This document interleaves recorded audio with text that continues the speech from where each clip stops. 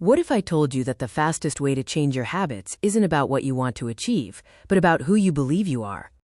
In Atomic Habits, James Clear introduces one of the most powerful ideas in the entire book, identity-based habits. And today, we'll break down how shifting your identity, even in small ways, can completely transform your life.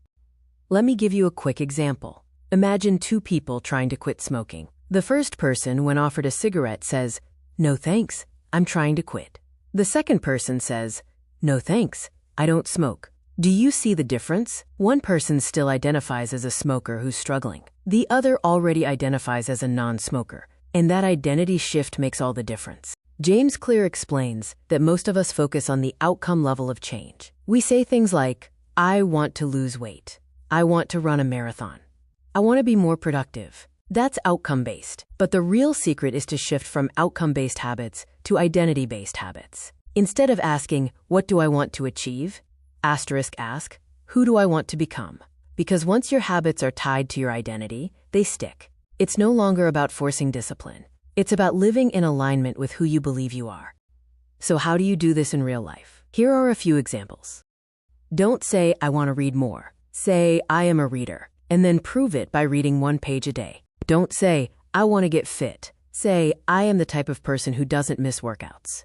Don't say, "I want to be more organized." Say, "I am an organized person." Then show it by putting one thing back in place each night. Every action you take is a vote for the type of person you want to become. One workout is a vote for being an athlete. One act of kindness is a vote for being compassionate. One page written is a vote for being a writer. The beauty of this principle is that you don't have to be perfect.